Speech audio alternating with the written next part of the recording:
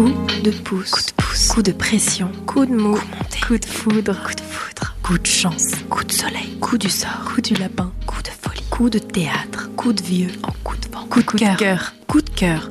Les coups de cœur littéraires de la librairie Landru par Pascal Farge.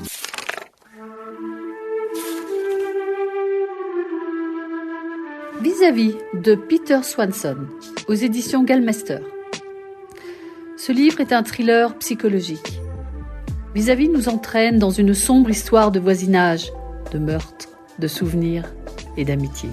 Deux personnages principaux, Anne, illustratrice, bipolaire, pleine de fantaisie et d'intelligence, et Matthew, son voisin, prof au lycée d'à côté, qui, dès le départ, se demande bien qui est cette Anne.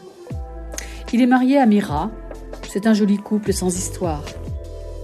Nous sommes aux États-Unis, à Boston. Anne et son mari Lloyd, à l'occasion d'un dîner de bienvenue, repèrent un objet lié à un meurtre qui avait non seulement obsédé mais perturbé Anne. De là va découler l'enquête, la vérité, au milieu de meurtres, de symptômes, de cauchemars. Est-ce dû à la maladie psychotique de Anne ? Qui est qui ? Qui dit vrai ? Qui est vraiment malade ? Ce thriller, excellent, nous emmène sur des chemins glissants. Impossible de lâcher ce livre. Et la fin est inoubliable. Les deux couples se rencontrèrent à l'occasion d'une fête de quartier, le 3e samedi de septembre. Anne ne voulait pas y aller, mais Lloyd avait fini par la convaincre. « C'est en bas de la rue. Si tu n'es pas à l'aise, rien ne t'empêche de faire demi-tour et de rentrer. » « Justement, si, répondit-elle. Je n'y passe pas moins d'1 heure.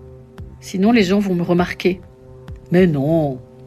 Mais si, je ne peux pas débarquer là-bas, regarder la tête de mes nouveaux voisins, puis tourner les talons et repartir. »« Si tu n'y vas pas, alors moi non plus. »« Eh bien, n'y va pas, répliqua Anne sur le ton du défi. Elle savait qu'il irait seul, s'il était mis au pied du mur. Lloyd resta un moment silencieux. Debout, devant la bibliothèque du salon, il réagençait les livres. Ils avaient signé début juillet pour cette maison individuelle à West Hartford, alors que le Massachusetts connaissait l'une des pires canicules de son histoire. 2 mois plus tard, les températures étaient retombées et Anne commençait à se sentir chez elle. Tous les meubles avaient trouvé leur place. Elle avait accroché des peintures au mur et Vinaigre, leur Maine Coon, remontait par moments de la cave où il s'était terré jusque-là. « Et si je te demande de venir pour me faire plaisir ?» L'expression « faire plaisir » était un code tacite entre elle et Lloyd, un joker qu'il utilisait seulement lorsqu'elle n'allait pas bien. À une époque, c'était parfois le seul moyen qu'il avait pour la tirer du lit le matin. « Si tu ne le fais pas pour toi, mais fais-le pour moi, fais-moi plaisir. » Il lui arrivait de détester cette expression et l'usage que Lloyd en faisait, mais en même temps, elle savait qu'il la réservait à des occasions qu'il jugeait importantes, pour lui comme pour elle. « D'accord, je t'accompagne. » Lloyd se retourna en souriant. « Je m'excuse par avance si c'est l'horreur, » dit-il.